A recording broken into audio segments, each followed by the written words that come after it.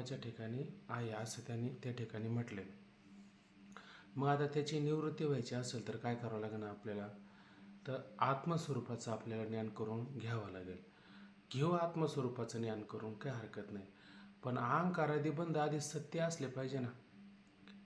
सत्य पदार्थाची ज्ञानाने निवृत्ती होते का कर्माने निवृत्ती होते?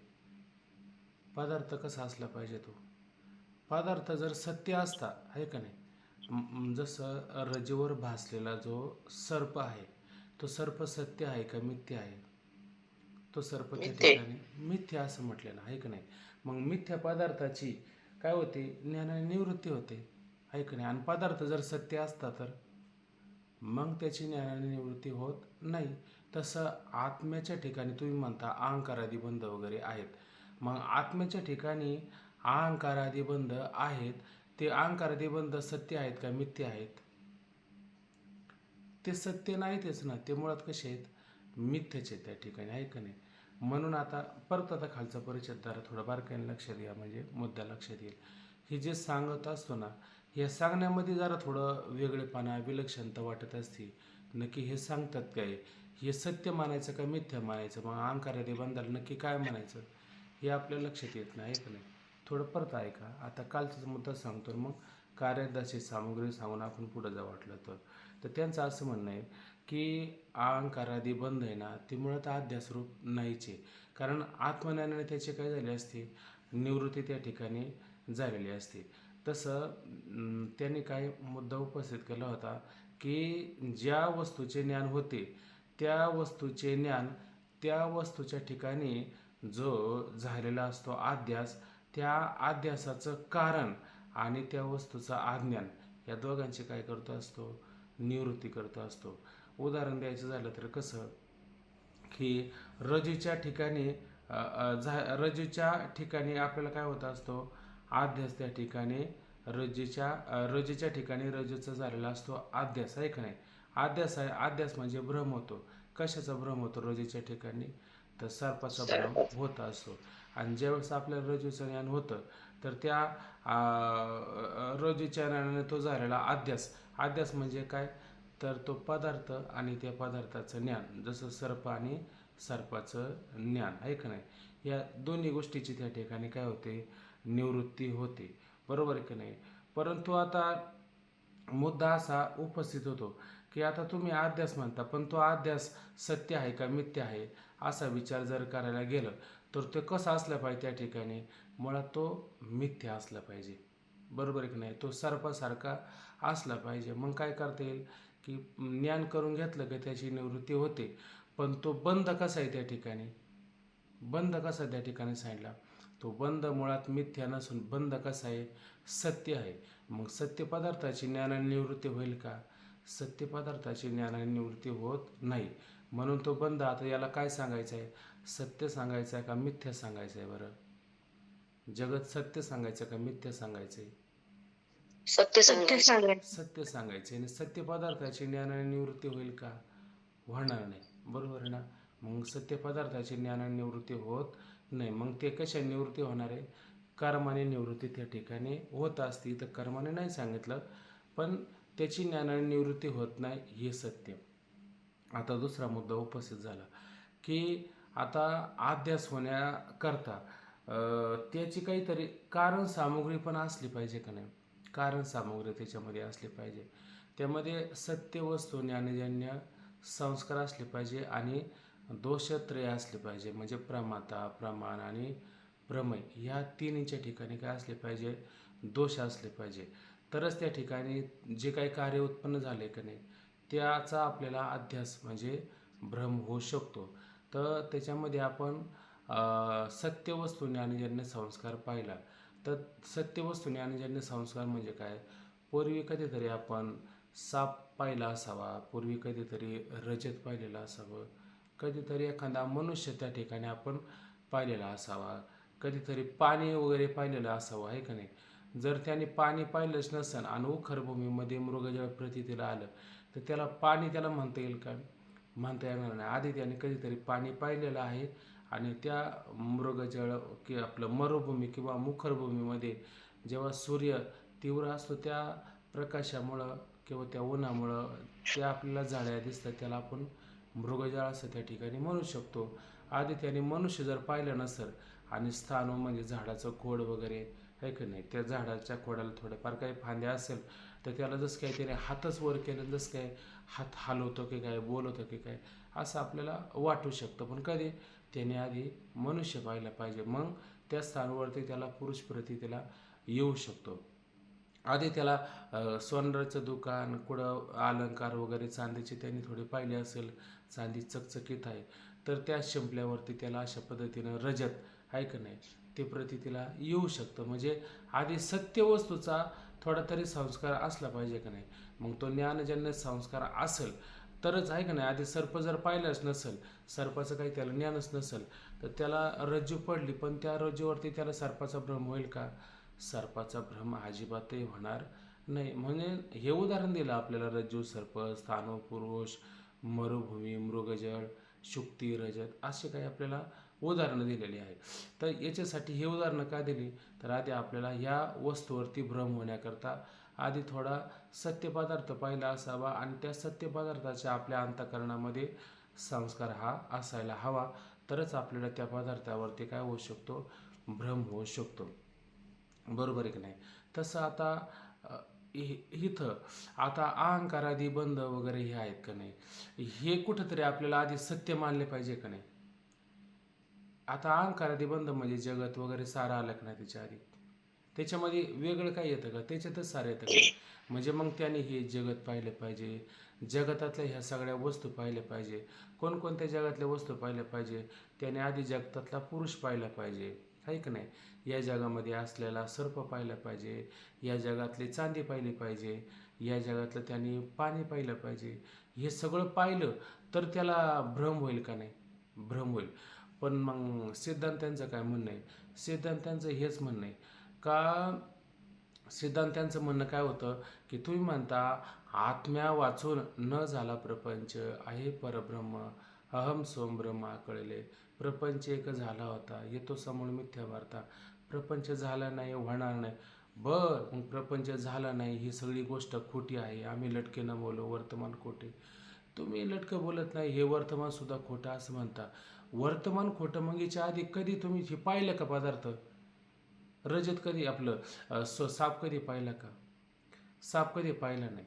आणि मग दोरी तरी तुम्हाला कधी काय बघायला भेटली, साप नाही पाहिलं म्हणजे दोरी पण पाहिली नाही, चांदी नाही पाहिली याचा अर्थ शिंपलं पण पाहिलं नाही. मग तुम्ही काही पाहिलंच नाही आतापर्यंत आणि म्हणे सगळे जगत कसं आहे अध्यासरूपी, कसं काय अध्यासरूप असेल.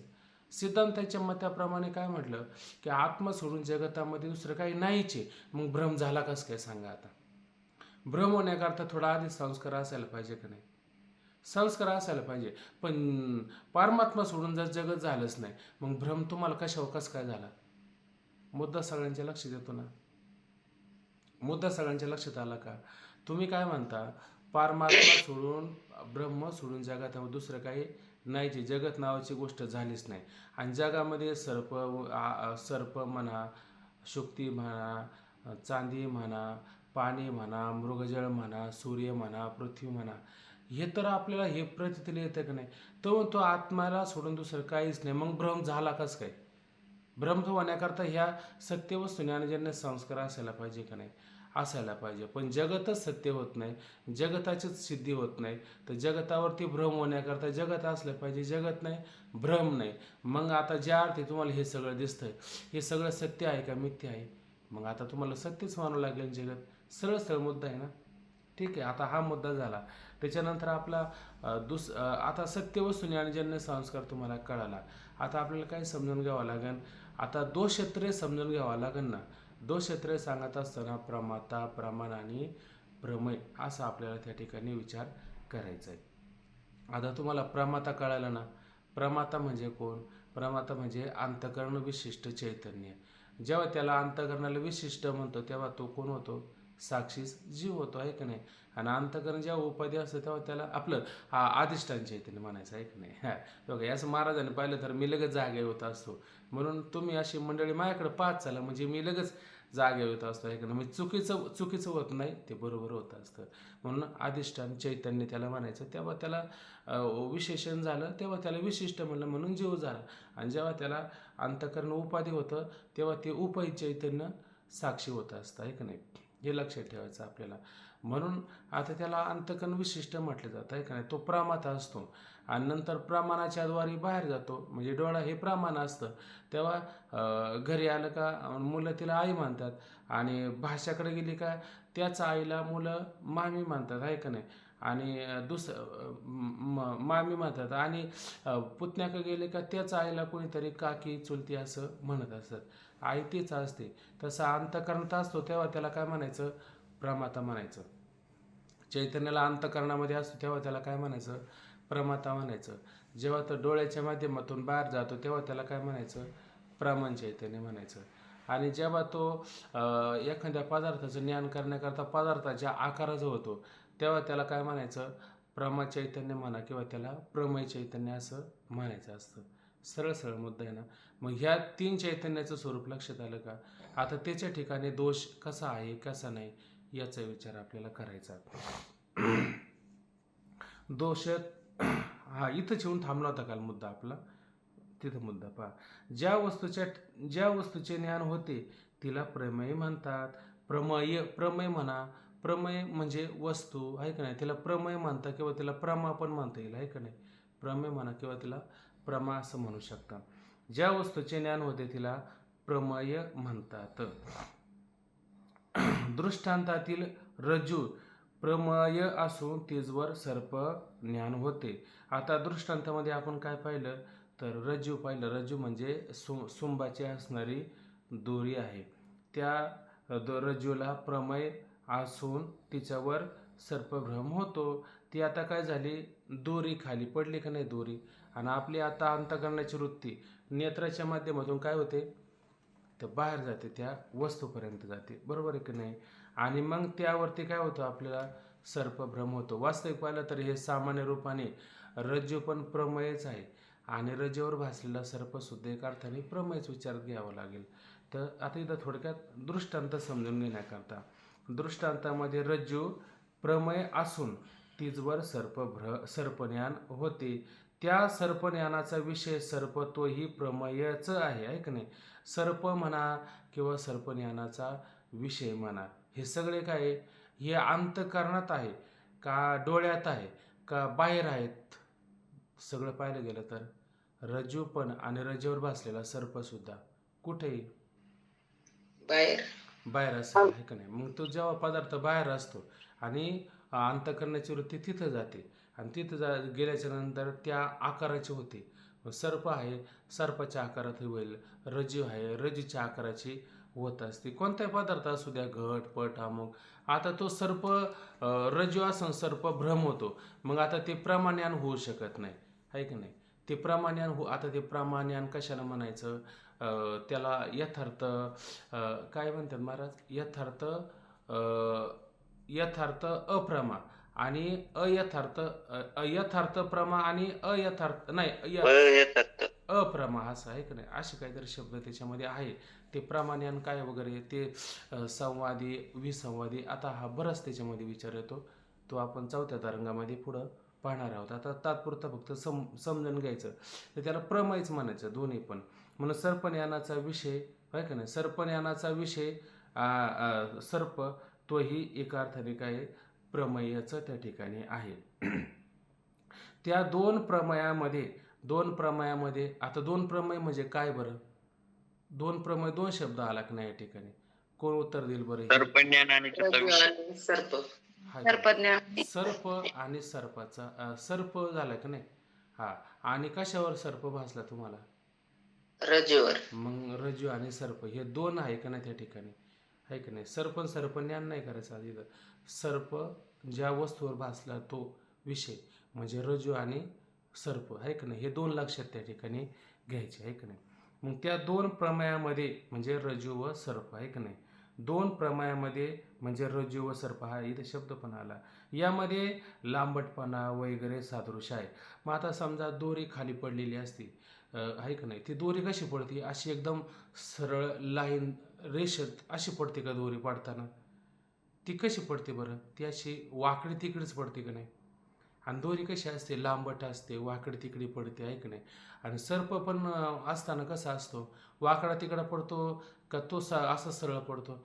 तो पण सरळ पडत नाही ना.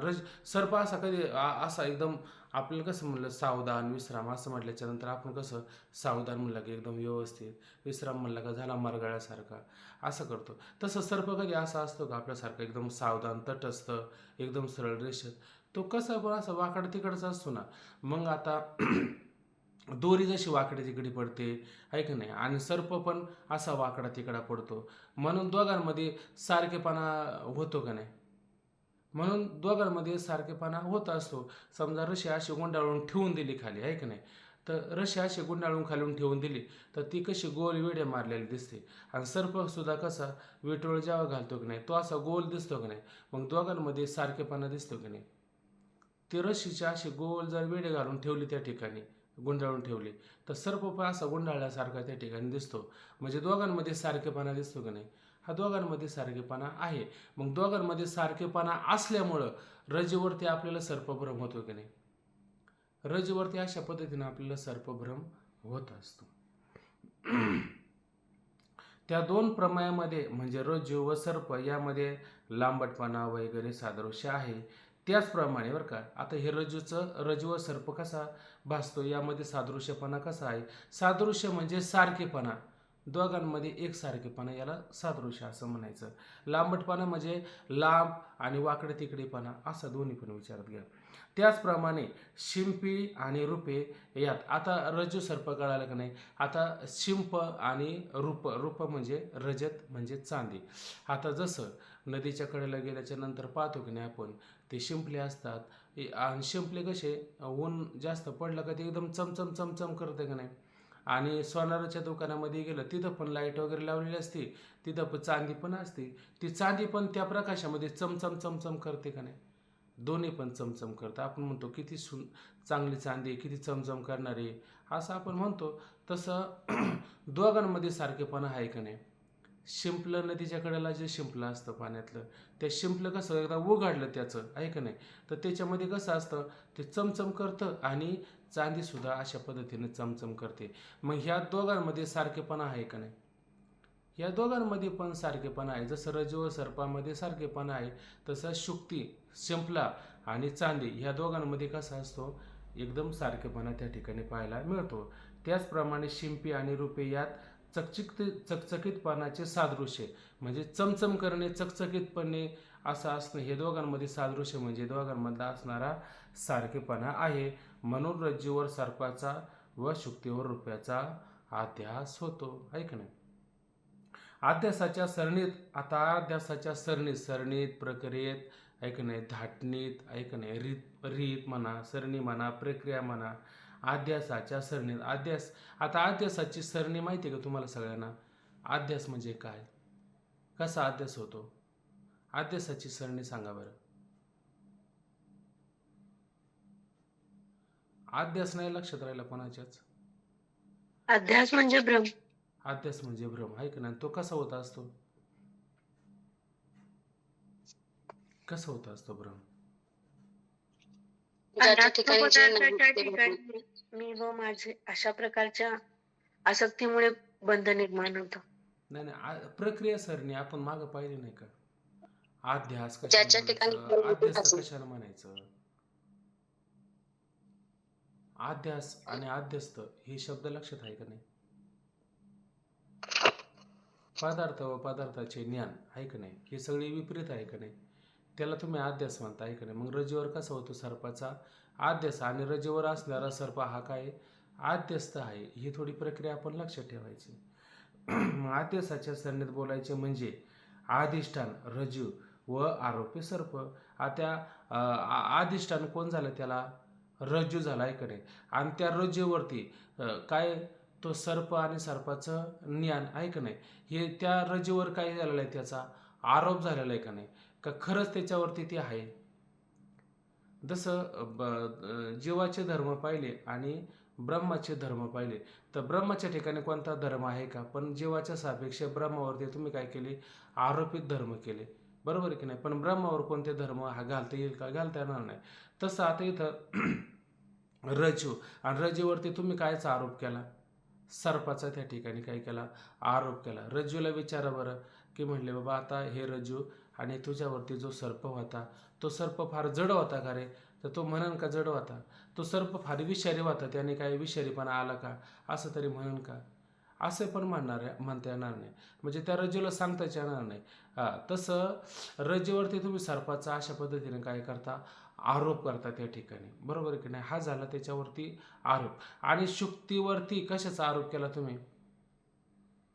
शुक्तीवरती कशाचा आरोप केला? रजताचा. रजताचा आरोप त्या ठिकाणी केला आहे की नाही? आणि का आरोप केला? खरं शुक्तीच्या ठिकाणी रजत आहे का? चांदी आहे का? शुक्तीच्या ठिकाणी चांदी नाहीच. आणि खरं चांदी असते तर आपण त्याचा उपयोग नसता केला का? अलंकार नसते केले का? केले असते. पण शुक्तीच्या ठिकाणी चांदी नाही, पण चांदीचा म्हणजे रजताचा, रुपयाचा आपण काय करतो? आरोप करतो. रजेवरती कशाचा आरोप केला? सर्पाचा आरोप केला. आणि शिंपल्यावरती कशाचा आरोप केला? रुपयाचा म्हणजे रजताच्या. अशा पद्धतीनं आपण आरोप त्या ठिकाणी करत असतो. होऊ शकतो आरोप. का होतो आरोप बरं? हा आरोप दोघांमध्ये सारखेपणा आहे म्हणून आरोप होतो. बरोबर ना? दोघांमध्ये बरं, तुम्ही रजताचा सुंबाच्या दोरीवरती रज्जूवरती आरोप कराल का बरं? नाही करणार. नाही करणार. नाही. बरं का करता येत नाही बरं आरोप त्याच्यावरती? त्या दोघात काही साम्य नाही ना म्हणजे अजिबातच. दोघांमध्ये दोघे सादृश्य नाही. बरोबर आहे ना? सादृश्य नाही म्हणून आरोप करता येत नाही, आणि सादृश्य आहे म्हणून आरोप अशा पद्धतीने करता येतो. आहे का नाही? कुठे गेला आता? हा, आद्यासाच्या सन्नीत बोलायचे म्हणजे अधिष्ठान, रज्जू म्हणा किंवा रज्जू व आरोप्य सर्प आहे, यामध्ये सादृश्य असावे लागते. आहे का नाही? म्हणून त्याच्यावरती आपण आरोप करतो. झालं. आता आत्मा, अधिष्ठान आणि अहंकारादी सर्व जगतरूपी बंध, आरोपे यांच्यात काय सादृश्य आहे? आता आपल्याला कशावर पाहिजे तर दृष्टांत दिलं, आपण आता सिद्धांतावरती यायचं. आता पहा, हा आत्मा काय आहे? आता आत्मा म्हणा किंवा ब्रह्म म्हणा, आत्म्यावरती काय लक्षात घ्यायचं आणि ब्रह्मावरती काय लक्षात घ्यायचं? आत्म्यावरती अहंकार. अहंकारादी बंध, अहंकार. अनात्म अहंकारादी बंध आत्म्यावरती घेतल्या, आहे का नाही? आणि ब्रह्मावरती काय घेतलं आपण? जगत घेतली. जगत घेतला, आहे का नाही? एक विष्टी रूपाने आहे, एक समष्टी रूपाने आहे. समष्टी रूपाने विचार करायचा झाला तर कशावर करायचा, आणि विष्टी रूपाने विचार करायचा झाला तर तो कशावर करावा? ब्रह्मावर जगत हे समष्टी आणि आत्म्यावर अहंकार हे व्यष्टी. ही विष्टी, आहे का नाही? अशा पद्धतीने आपण त्याचा विचार करावा. ठीक आहे. आता आत्मा हा काय? त्याचं अधिष्ठान आहे. बरोबर ना? कारण आद्यस्थ पदार्थ कशावरती प्रतीतीला येत असतो, आणि तो कशाचा, अधिष्ठान. कोणत्या स्वरूपाचा असतो? आत्म्यावर. सदृश्य. हा, सादृश्य आहे. पण आता आद्यस्थ पदार्थ हा कसा असतो? हा अधिष्ठान अधिष्ठान रूपच असतो, आहे का नाही? आणि त्याची निवृत्ती अधिष्ठानाच्या ज्ञानाने होते. मोक्ष आपण भावभाव रूप पाहताना आपण तिथं विचार करून आलो, आहे का नाही? हे थोडं थोडं आठवलं पाहिजे आपल्याला. आता आत्मा हा कसा आहे? त्याचं अधिष्ठान आहे.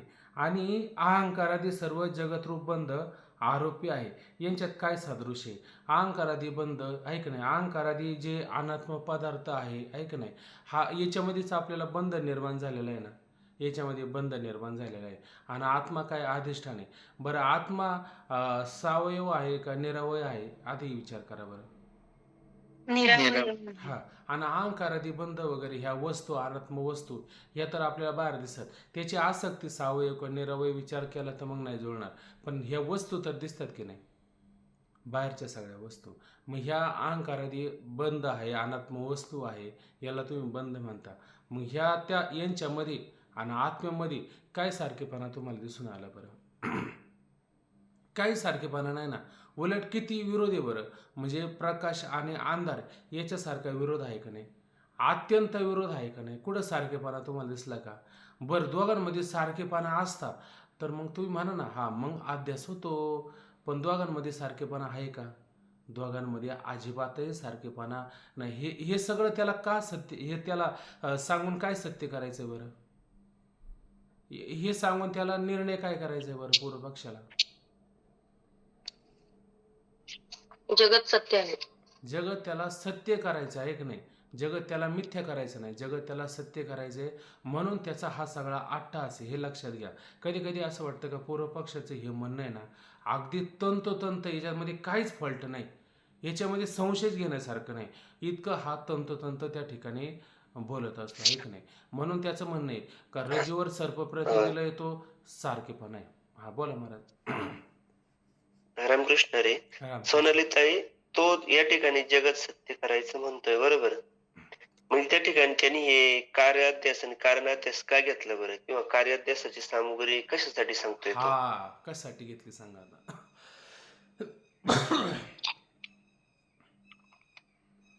काय विचार करतो त्याला जगत सत्य सांगायचंय, बरोबर इथपर्यंत. मग त्यांनी त्या ठिकाणी ही कार्याध्यासाची सामुग्री कशासाठी घेतली? कारणाध्यास का सांगतो का? आता कारणाध्यास जा बाजूला, कार्याध्यास तरी का सांगायचंय त्याला? कार्याध्यास का सांगायचंय?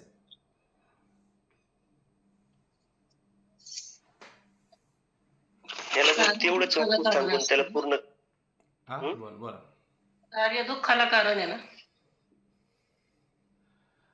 अहो आपला मुद्दा काय म्हणत, कार्याध्यास का सांगायचंय त्याला? जगत आपल्याला सत्य सांगायचं का मिथ्या सांगायचं, याच्यात विचार करा ना आधी आपल्याला. तुमचं प्रयोजन काय आहे? मला असं विचारायचं, तुमचं प्रयोजन काय आहे? मोक्ष प्राप्त करून घेणं हे तुमचं प्रयोजन आहे, बरोबर आहे की नाही? मग दुःखाची निवृत्ती आणि परमानंदाची प्राप्ती आहे का नाही, हेच तर तुमचा मोक्ष आहे का नाही? आणि मग तुम्हाला जगत सत्य वाटतं का मिथ्या वाटतं? ज्या जगतामुळे तुम्हाला दुःख वाटतं, जगत सत्य वाटतं. म्हणजे सत्य वाटतं असं. सत्य वाटतं, आणि मग ते दुःखाला कारण आहे का नाही? आणि शास्त्र तो कशात आहे? जगत सत्य सांगण्यात आहे का मिथ्या सांगण्यात आहे? मिथ्या मिथ्या सांगण्यात आहे का नाही? आता हे नुसतं मिथ्या असं नुसतं सांगायचं का वरच्यावर, का ते काहीतरी प्रमाण आधार त्याच्यावर घ्यायचं? त्याला काही कारण अध्यास कार्य अध्यासाचा विचार नको करायला का? आहे का नाही? ते सिद्ध करण्यासाठी. मग हे सगळं कारण अध्यास आणि कार्य अध्यास याचा जर विचार केला तर मग सहजच आपण म्हणतो जगत काय त्या ठिकाणी मिथ्या आहे. पण तो कारण अध्यास आणि कार्य अध्यास या सगळ्याची शिती करायची, त्याला हे जगत सत्य करून दाखवायचं. मग तुमचं प्रयोजन फल निष्फल होणार आहे, हे त्याचा मागचा हेतू आहे त्याचा, हे लक्षात घ्यायचं. म्हणजे प्रयोजन फल निष्फळ करण्यासाठी. हो. बरं चला असं कुठं आला आपण? आता आत्मा आहे का नाही? आत्मा हा काय झाला? अधिष्ठान झाला. आणि आत्म्यावरती अहंकार आदी बंध हे सगळे काय आद्यस्थ आहे. आद्यस्थ आहे, खरे का खोटे? खोटेचे. पण त्याचा काय केलेलं आहे आपण? आरोप त्या ठिकाणी अशा पद्धतीनं करत असतो, आहे का नाही? कारण आरोप करत असताना हा आरोप जेव्हा होतो की नाही तेव्हा त्याच्यामध्ये काहीतरी सारखेपणा असलं पाहिजे ना, मग तुम्ही आरोप करू शकता. तर आत्मा आणि अहंकार आदी बंध याच्यामध्ये कुठं सारखेपणा दिसतो का तुम्हाला? ह्या अनात्म वस्तूमध्ये कुठं सारखेपणा दिसतो का? अजिबातही सारखेपणा नाहीचे. हे मुद्दे बारकाईने लक्षात घेतले का मग त्या महाराजांचं तुम्हाला उत्तर पण लक्षात येऊन जाईल. पहा आता आत्मा अधिष्ठान आणि अहंकार आदी सर्व जगतरूप बंध आरोपी यांच्या सादृश्य काय म्हणजे सारखेपणा नाही. सादृश्यता तर नाहीच, उलट प्रकाश आणि अंधकार याप्रमाणे अत्यंत विरोध आहे. आता याच्यामध्ये सादृश्य म्हणजे सारखेपणा तर नाही, उलट काय आहे? एका बाजूने प्रकाश आणि एका बाजूने अंधार, दोन्ही एका ठिकाणी एका जागी कधी संभवल का? असणं शक्य तरी आहे का? भावाभाव रूप मोक्ष पाहत असताना प्रकाश आणि अंधार. सांगे सूर्याच्या घरी प्रकाश काय वातीवर आहे? सूर्याच्या घरी प्रकाश हा वातीवर असतो का? आहे का नाही? अंधकाराची वाणी सूर्य जायचा नाही के स्वप्नी. स्वप्नात तरी सूर्याने कधी अंधकाराची वाणी, कधी अंधार याचा ऐकलं का? कधी ऐकलंच नाही, का नाही? तसा आत्मा कसा आहे? प्रकाश रूप आहे. आत्मा कसा आहे? ज्ञानरूप आहे. आत्मा कसा आहे? चैतन्य रूप आहे. आणि अहंकारादी बंध हे सगळे कसे आहेत? अनात्म वस्तू हे सगळे जड आहे का नाही? हे स्वतःला जाणत नाही, दुसऱ्याला जाणत नाही, अशा पद्धतीनं आहे का नाही? मग या दोघांमध्ये काय सारखेपणा आला? काय सादृश्यता आहे? काहीच सादृश्यता नाही. आणि तुम्ही त्याच्यावरती काय म्हणता, आत्म्या हे आत्म्यावरतीच हे अहंकारादी बंध जगत आहे, परमात्म्यावरती हे जगत आहे. कशाला हे सांगता उगाच लोकाला वेड्यात काढता. हे दोघा म्हणता पण आलं असतं, पण कधी दोघांमध्ये सारखेपणा असता तर म्हणता आलं असतं. पण दोघांमध्ये सारखेपणा आहे का? सारखेपणा नाही, उलट अत्यंत विरोध आहे दोघांमध्ये. बरोबर की नाही? पाहता सादृश्यता नाहीच तर नाही, सादृश्य तर नाहीच तर उलट प्रकाश आणि अंधकार याप्रमाणे अत्यंत विरोध आहे. आत्मा प्रत्येक आणि प्रत्येक म्हणजे सर्व पदार्थाच्या आत आणि बंध पराक म्हणजे बाहेर किंवा दूर आहे. आता प्रत्येक आत्मा आपण म्हणतो की नाही, प्रत्येक आत्मा म्हणण्याचं तात्पर्य काय होतं की काय म्हणायचं त्याला, आस्ती भाती प्रिय आहे की नाही, आणि नाम आणि रूप आहे की नाही. तर नाम आणि रूप हे कुठं असतं, सगळीकडं बाहेरून आपल्याला दिसत असतं आहे की नाही. आणि या उपाधी माझी गुप्त चैतन्य असे सर्वगत. ते गुप्त असणारे चैतन्य सगळ्या वस्तूमध्ये आहे का नाही.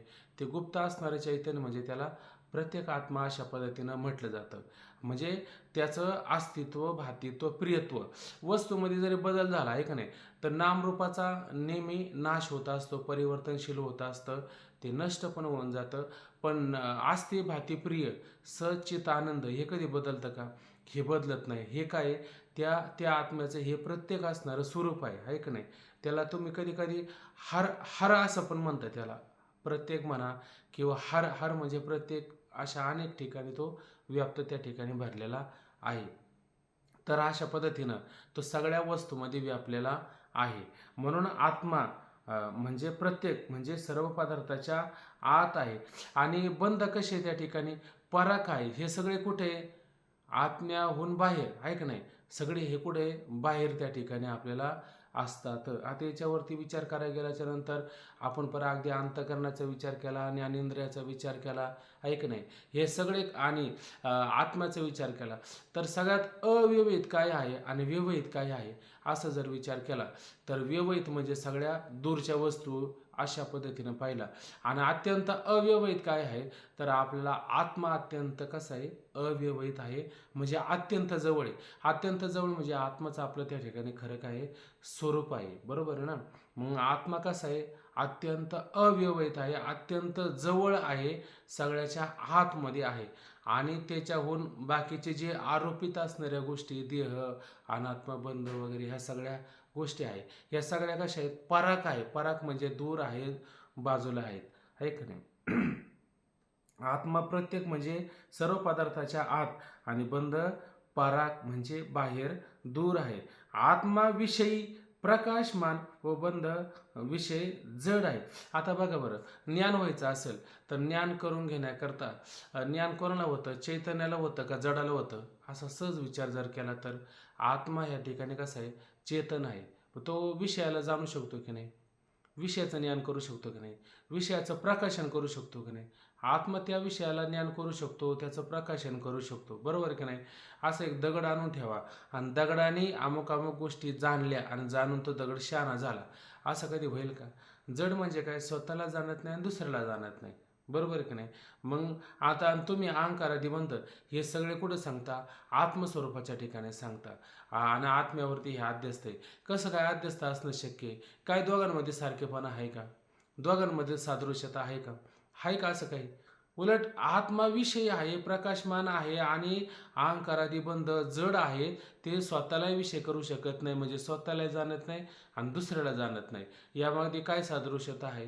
यामध्ये कोणत्याही प्रकारची सादृश्यता नाही आहे.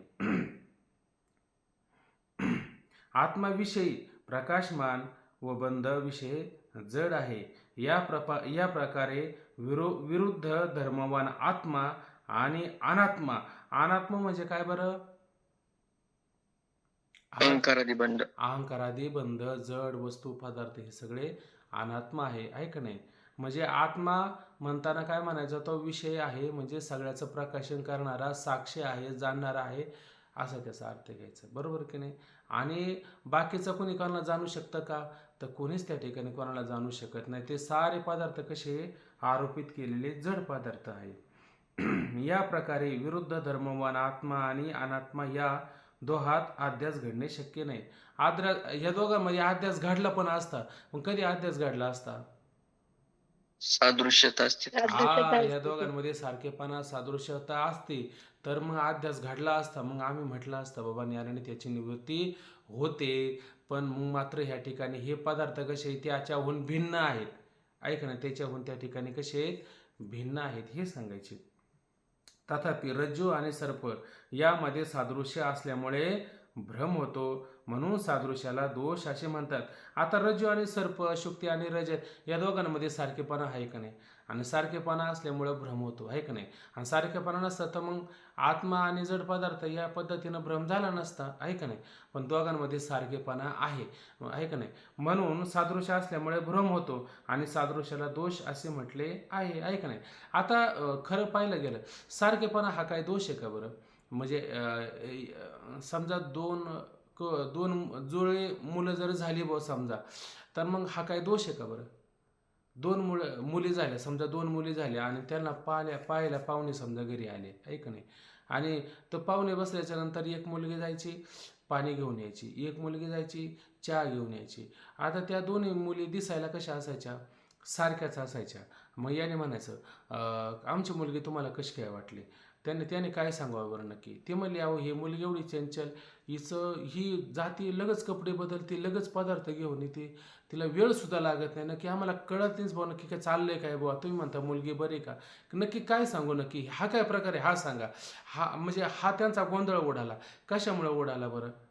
मग ते म्हणले अहो तसं नाही, त्या दोन्ही दिसायला सारखे आहे. मग सारखे आणल्याच्या नंतर म्हणले आता नक्की सांगूच कोणती चांगली मुलगी कोणती आहे, याच्यात पसंत मुलगी कोणती आहे. म्हणजे आता 2 मुलगी जन्माला आल्या, हा आता काय दोष आहे का कोणता?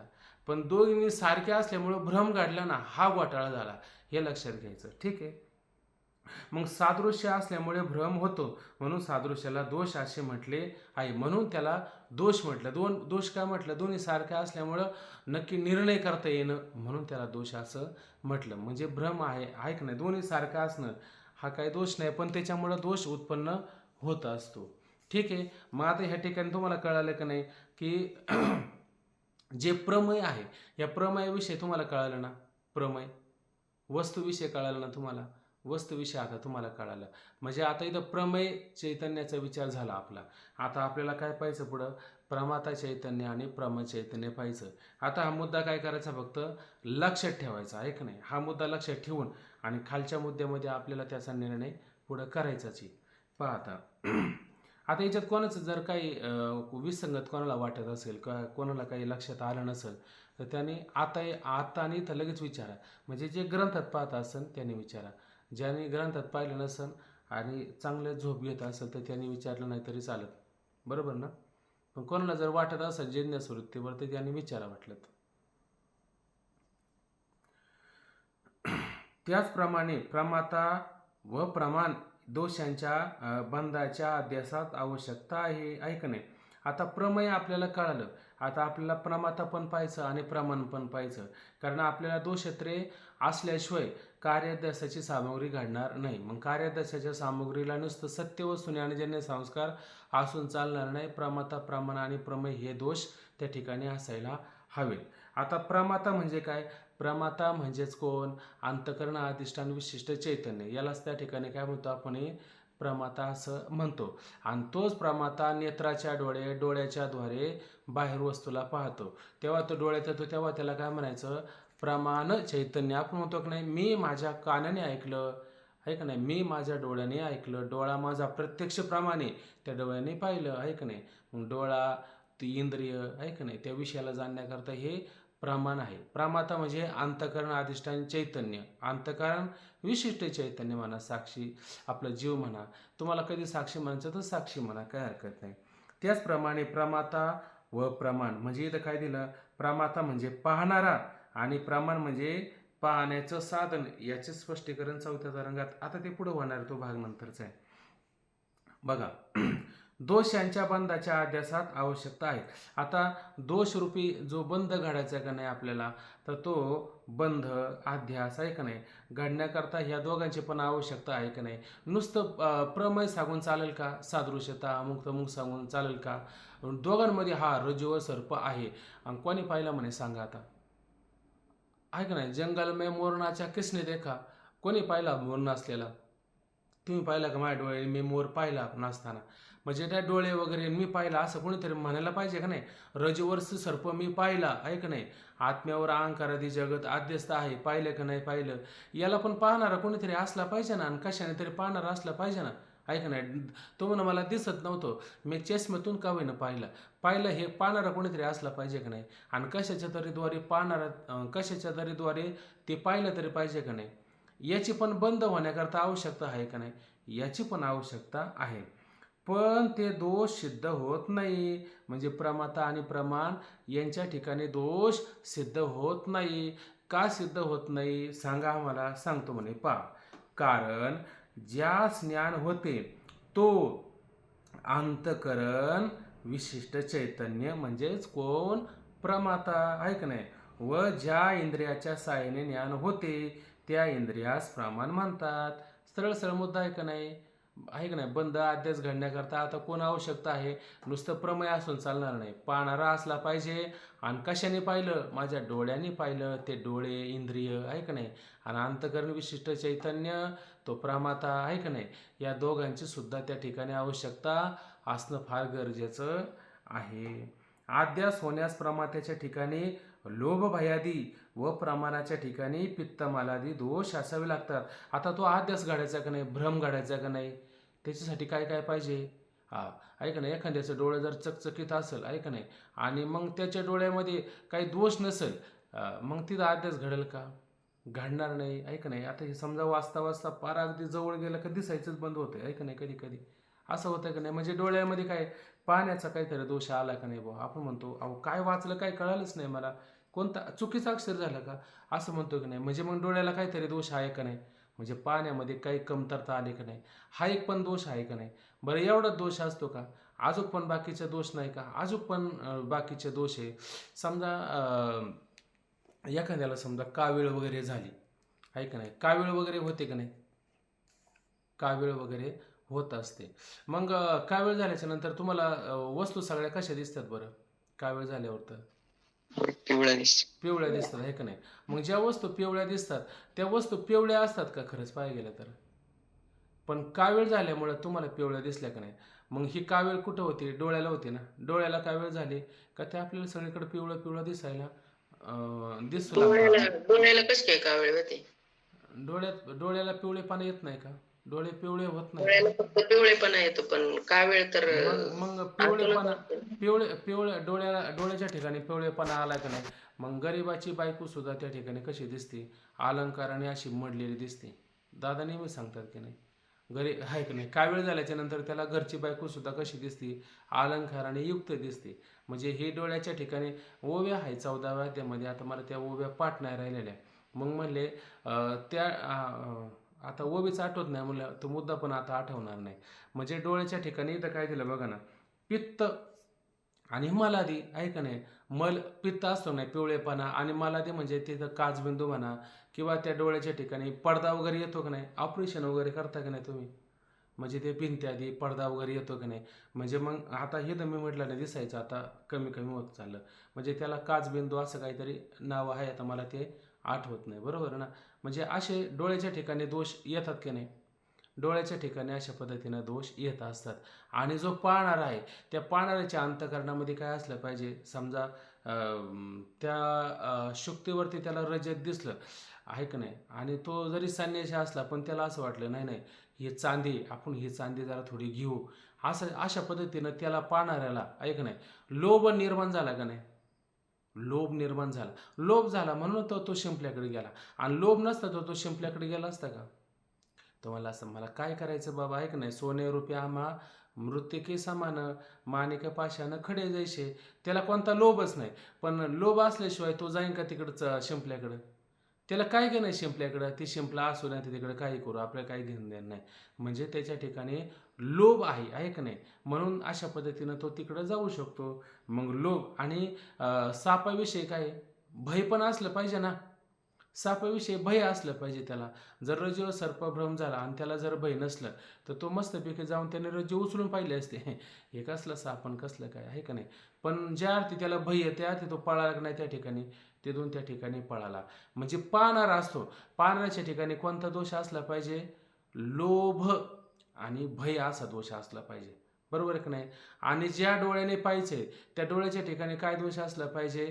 पित्त असलं पाहिजे, मल असला पाहिजे, आहे की नाही? डोळ्याच्या ठिकाणी पित्त मल जर नसेल तर मग दोष संभवल का? संभवणार नाही, आहे की नाही? आला मुद्दा लक्षात? प्रमात्याच्या ठिकाणी कोणता दोष असला पाहिजे आणि प्रमाणाच्या ठिकाणी कोणता दोष असला पाहिजे बरं?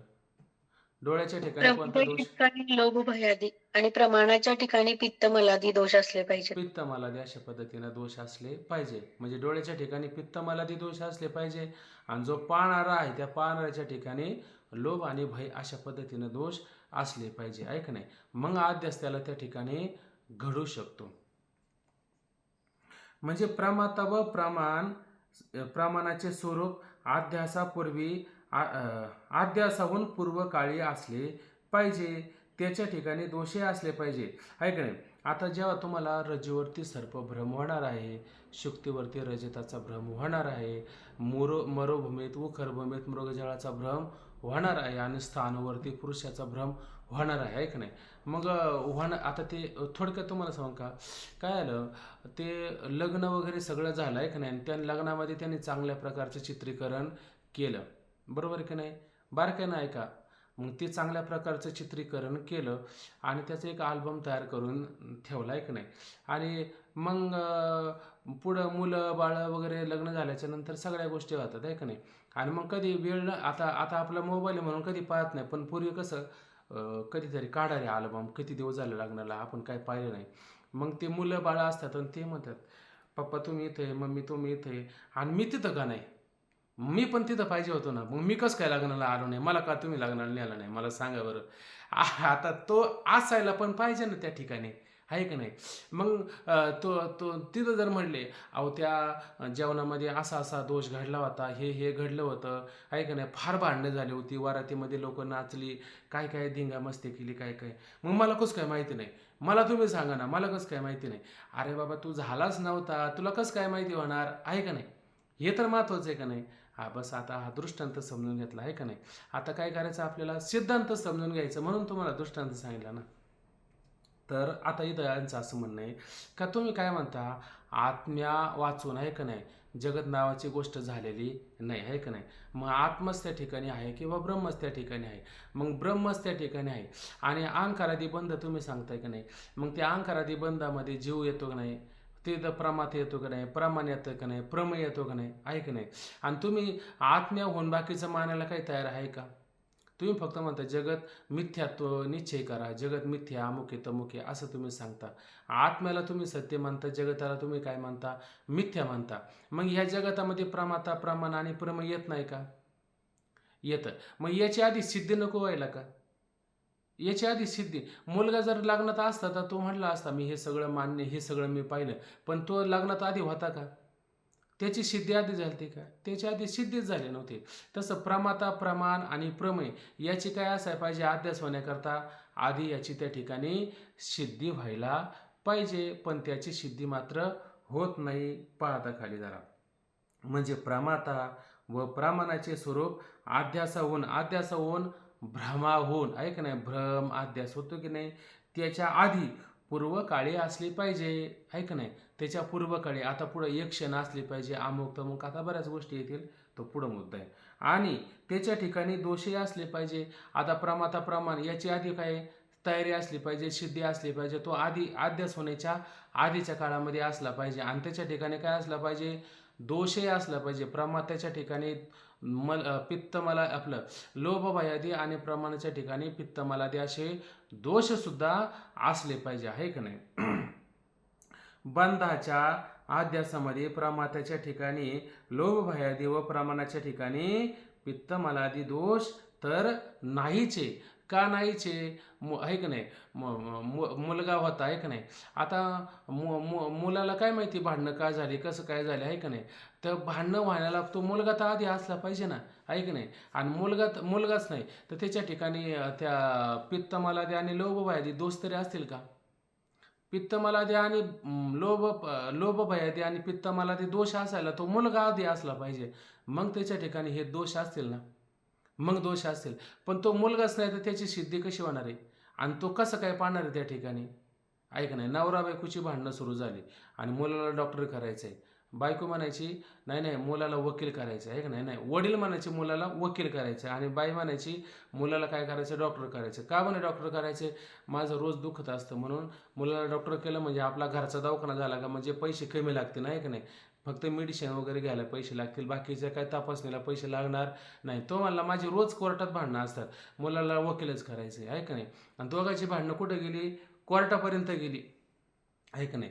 आणि मग निर्णय पण लागला आणि निर्णय वकील ते जज म्हणले एक काम करा, तुमचं काय म्हणणं आहे समोर या. ते बायको म्हणायची मुलाला काय करायचं आहे, डॉक्टर करायचं आहे. आणि वडील म्हणायचे मुलाला काय करायचं आहे, वकील करायचं आहे. ते म्हणले तुमच्या दोघांचं म्हणणं बाजूला राहू द्या, पहिलं मुलाला घेऊन या पुढं, त्याला काय व्हायचं त्याला आधी विचारा. तर ते म्हणले अजून मुलगा व्हायचा आहे. मग मुलगा व्हायचं म्हणलं हे भांडणं आधी करून काय उपयोगाची आहे का नाही. नवरा बायकोची भांडणं इतकी इतकी पिटली म्हणले. नाही नाही म्हणले आता म्हैस जर आता म्हैस आणली ना, आता म्हैस जर वेली आहे का नाही असं आहे. तर त्यांचं असं ठरलं का म्हशीचं दूध आहे का नाही, म्हशीचं दूध काय करायचं म्हणजे माझ्या बहीण राहते गावाच्या इकडं दुसऱ्या गावात राहते जवळ आहे, तिला 2 लिटर द्यायचं. हा मला माझ्या आईला 5 लिटर दूध द्यायचं नाही का. तुम्हाला आणि माझ्या भावाला मग 2 लिटर तर दूध द्या. तुम्हाला मग माझ्या भावाला 10 लिटर दूध द्यायला काय हरकत आहे का नाही. ते म्हणले तुझ्या भावाला काय द्यायचं काम आहे म्हणा, तुझ्या भावाचा काय संबंध आहे. ते म्हणले मग तुमच्या भावाला का दूध देता आहे का नाही. त्यांची भांडणं एवढी पेटली, सगळी गावची लोक जमा झाली आणि जमा झाल्याच्या नंतर म्हणले का भांडणं करतात. ते म्हणते माझ्या बहिणीला एवढं द्यायचं आहे, माझ्या भावाला एवढं दूध द्यायचं आहे, माझ्या आईला एवढं दूध द्यायचं आहे. मी म्हणतो माझ्या आई बापाला एवढं द्यायचं आहे का नाही. ते म्हणले बरं ठीक आहे, काय कोणाला किती द्यायचं ते बघू, पण पहिली म्हैस दाखवा. ते म्हणले म्हैसच अजून आणली नाही. मग म्हैस आणले नाही तर हे भांडणं का. तसं इथं तुम्ही म्हणता लोभभयादी पित्तमालादी दोष असले पाहिजे प्रमाणाच्या ठिकाणी, प्रमात्याच्या ठिकाणी आणि सादृश्यपणा असला पाहिजे. अहो सगळं ठीक आहे पण त्याच्या आधी सिद्ध तर झाले पाहिजे ना, ते आधी असले पाहिजे ना. आणि तुम्ही काय म्हणता आत्म्याहून जगत नावाची गोष्ट झालीच नाही आणि अहंकारादी बंध तर कुठून असणार आहे. आणि त्या अहंकारादी बंधामध्ये प्रमाता प्रमाण आणि प्रमेय यांची सिद्धी होते का नाही. मग त्याची सिद्धी व्हायला आधी जगत असलं पाहिजे, मग जगतात तो जन्माला आला पाहिजे आणि मग त्या जगतामध्ये त्याने वस्तू पाहिल्या पाहिजे आणि मग त्याला भ्रम झाला पाहिजे ना. पण तो भ्रम होईल का तिथं, भ्रम होणारच नाही त्या ठिकाणी.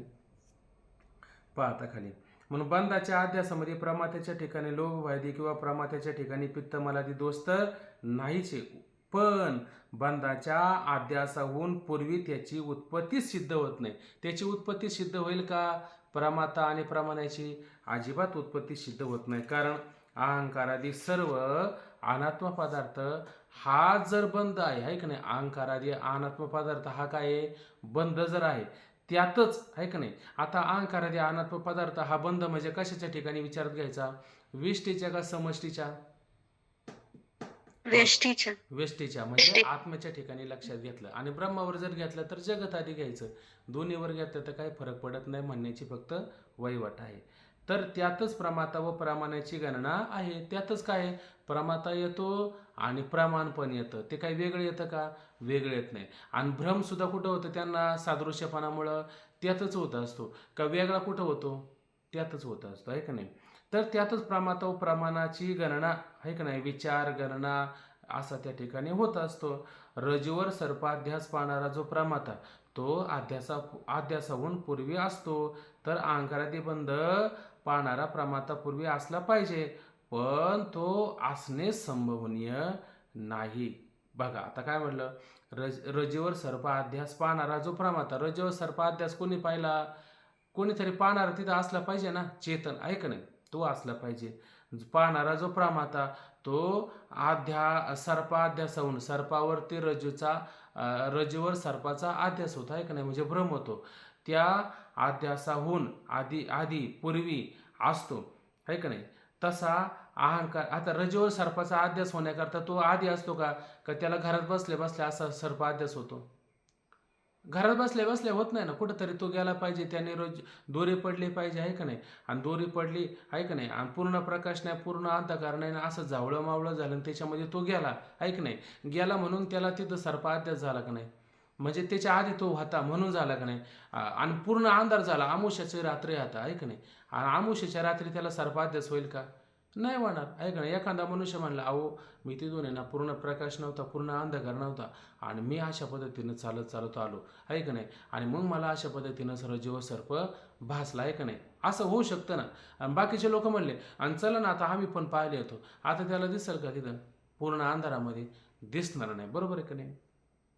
म्हणून तो सर्पाध्यासापूर्वी असतो आहे का नाही.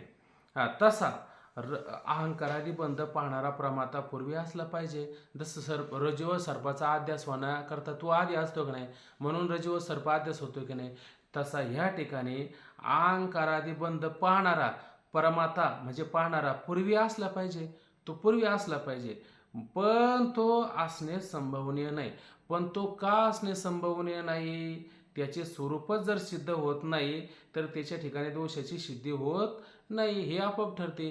त्याचं स्वरूप आधी सिद्ध झालं पाहिजे का नाही. तुम्ही काय निर्णय केलेला आहे? जगन मिथ्यात्व निश्चय करा, जगत खोटं आहे असा निर्णय करा. कारण आत्मा एक आहे, ब्रह्म एक आहे. आत्म्याहून जगत होणं शक्य, आत्म्याच्या ठिकाणी जगत होणं शक्य नाही. झालेले जगत मिथ्या आहे, खोटं आहे असं जर तुम्ही म्हणता असाल तर मग पाहणारा हा खरा आहे का खोटाच आहे?